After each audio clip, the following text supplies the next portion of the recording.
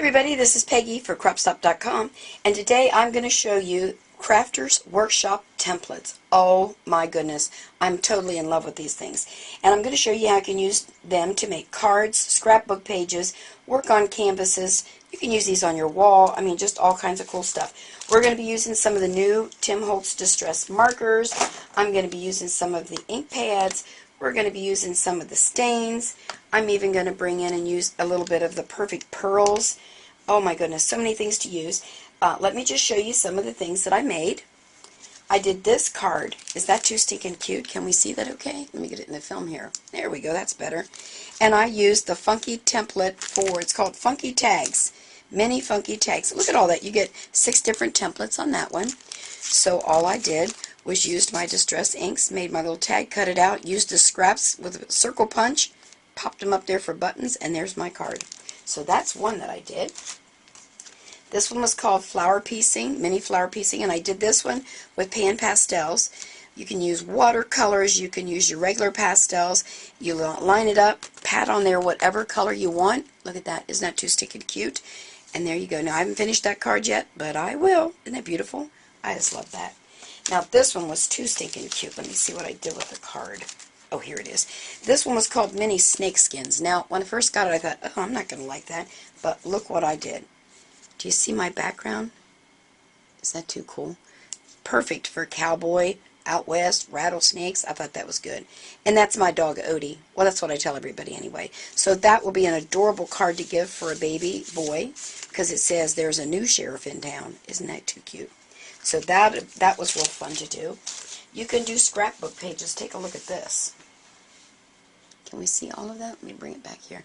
A 12 by 12. So the funky tags also comes in a 12 by 12. That's the coolest thing about these stencils. They come, or they call them templates. I'll probably call them stencils all the way through. Anyway, they come in a 12 by 12s and they come 6 by 6, same design. So you can pick whichever one. I personally think I'm going to try and get one of each so that I can have all the sizes because, you know, I need them. So there you are. So I just made my own pattern background. I'll stick my picture on there and do some journaling. And here's the, let me just show you this. There's the template. Isn't that cool? Look how big. Oh, I love this one too. Isn't that neat? Okay, so that's that one. Then I just took a bunch of paint, acrylic paint, and did this one. Now, remember I showed you the little flower pieces. This is the big one. Can we see that kind of how that goes on there? And so I'm going to use that for a background for a page as well. Just using acrylic paints. I use Claudine Hellmuth, of course. Perfect, perfect, perfect. So there's that. So there are so many things that we can do. Let me clear some things off and show you how to do this. Okay, I'm just going to do some little demos with each one of the products so you can see how these turned out. And I've got my little cheat sheet here, and I just grabbed this because it was there. Now, on this particular one, again, that's the mini flowers. I'm just going to bring in, let's do the ink first. We're going to use some distressed ink with my foam applicator, and I'm just going to press right in there, just like so. And then voila, check that out. Is that awesome? Oh my goodness, I love that. So the distress stains. Of course, you know I'm a memento and a distress stains kind of girl. I love all that stuff. Then, excuse me, it's allergy season, you know. Alright, then we can bring this in, and let's see, I'm going to use my distress markers. I'm going to use, there's 2 tips on this, the brush and the fine. I'm actually going to use the brush tip, and I'm just going to color. So if you have color pencils, oh my goodness, watercolor pencils would be cool. Do your design and then water it up. Oh my goodness, that would be a real work of art. I'm not going to be real particular here because I just want to show you how simple this is to do and how great it looks. Alright, so there's that. Look at that. Check that out. Isn't that cool? Distress stain markers. Love them, love them, love them. And these react just like your ink pads do, so you can use water with them, and oh my word. And let's see, oh, let's do something else here. I'm just going to keep using the same stencil because I can.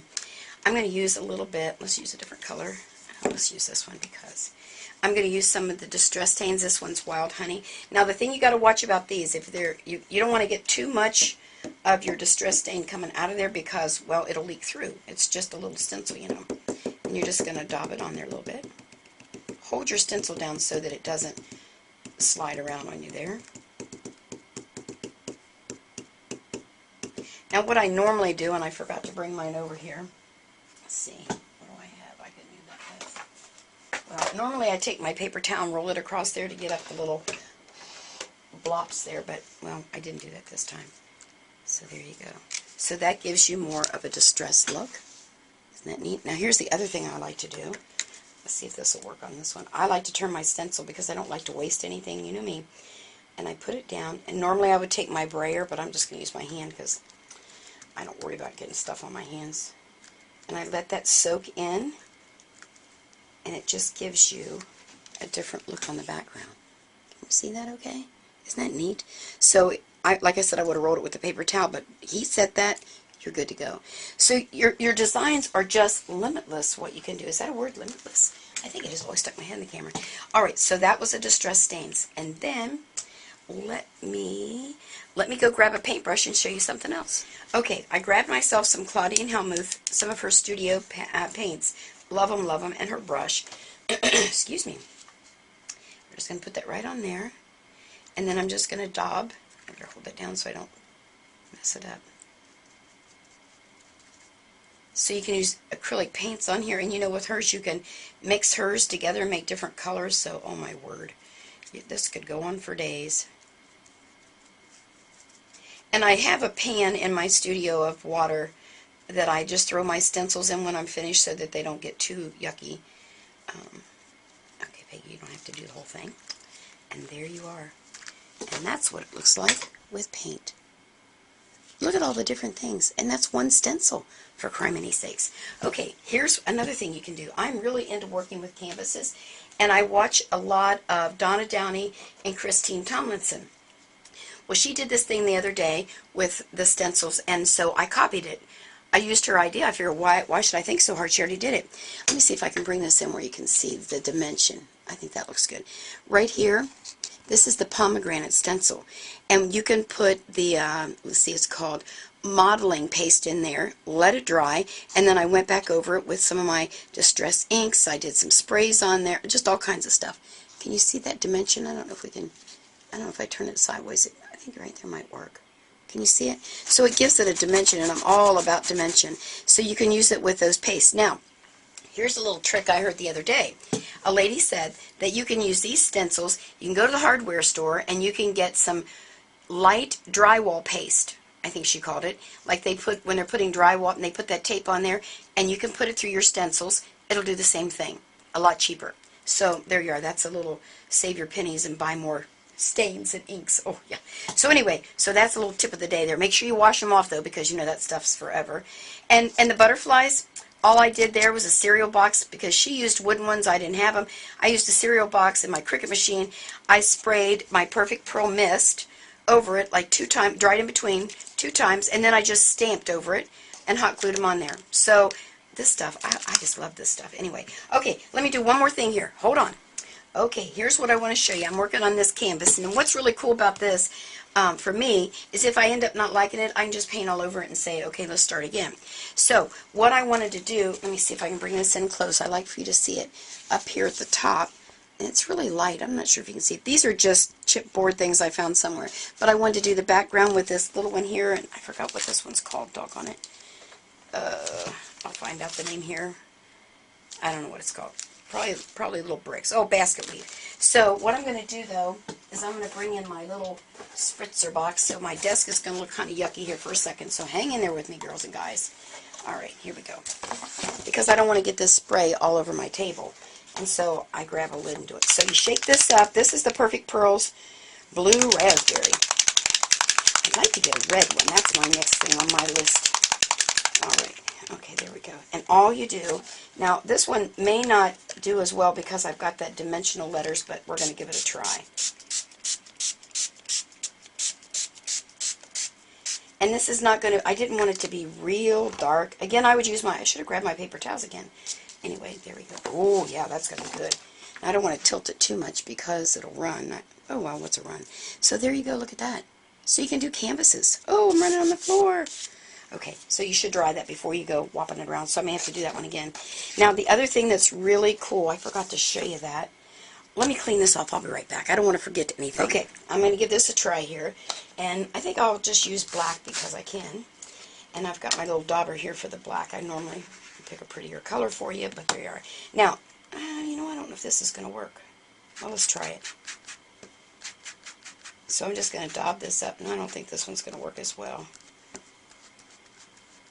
What I was trying to do, and I may have to pick a different medium, is to use the reverse of the stencil so you don't waste what's on the back side. So I'm going to flip. Oh my gosh, look at that. Oh wow, I'm liking that. Now what I want to do is to lay it over here and just see if I can. Oh, I forgot my brayer again. Doggone it. Let me just see if I can rub it. If it doesn't, I'll try her again. Nope, that one didn't work. Oh, well, you know, that's just the way it is. So let me grab some other medium and see if I can make this work, because it is a really cool technique. Alright, I'm going to try and use some of Claudine's paints and see if I can get it to work. It really does work. Honest, it does. So first I'm going to paint it like so that I get in between and do a little green one there. And then what I'm using is the resist, is what I'm trying to show you here. So let's just make sure there's...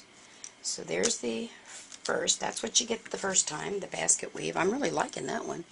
And what's really nice with the paints, I don't know if the light's glaring on that real bad. There. So I'm going to get some dimension with the paints. Well then, this time I grab my brayer. Aren't you proud of me? I'm going to put a little bit more on there just because I want it to really show up.